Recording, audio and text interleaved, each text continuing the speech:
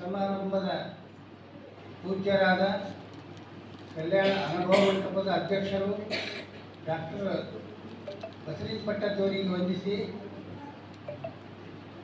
ನಮ್ಮ ಹಿರೇಮಠ ಸಂಸ್ಥಾನದ ಪೂಜ್ಯರು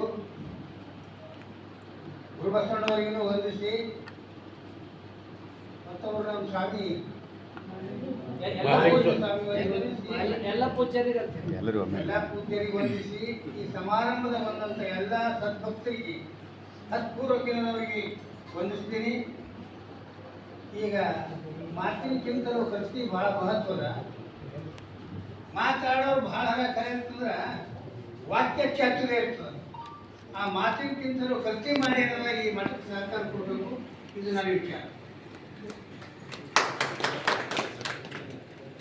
ಡಾಕ್ಟರ್ ಚನ್ನಬಸವ ಪಟ್ಟದೇವರು ಬಹಳ ಅಂತರಾತ್ಮಿ, ಜ್ಞಾನಿ, ಯೋಗಿ, ಕರ್ಮಯೋಗಿ.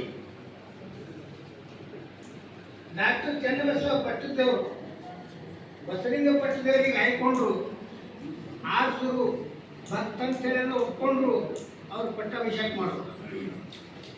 ಆನಂತರ ಬಸವಲಿಂಗ ಪಟ್ಟದೇವರು ಗುರುಬಸವರಿಗೆಲ್ಲ ಆರಿಸ್ಕೊಂಡ್ರು.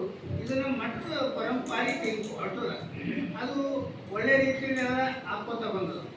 ಅದಕ್ಕೆ ಈಗ ಬಸವಲಿಂಗ ಪಟ್ಟದವ್ರು ತಮ್ಮ ಜವಾಬ್ದಾರಿ ಎಲ್ಲ ಗುರು ಬಸವಣ್ಣವರಿಗೆ ಕೊಟ್ಟಾರ. ಅವ್ರು ಒಳ್ಳೆ ರೀತಿ ನಿಭಾಯಿಸ್ತಾರೆ. ನಮಗೇನು ಸೇವಾ ಹೇಳ್ತೀವಿ ಆ ಸೇವಾ ನಿಮ್ಗೆ ಮಾಡ್ತೇವೆ. ನಾವು ಹೇಳೋದಂದ್ರೆ ಒಂದ್ಸಲ ಹೇಳಿದ ಡಾಕ್ಟರ್ ಬಸವಲಿಂಗ ಪಟ್ಟದವರಿಗೆ, ನಾವು ನಿಮ್ಗೆ ಸಮರ್ಪಿಸಿದ್ದೇವೆ ಅಂತ ಹೇಳಿ.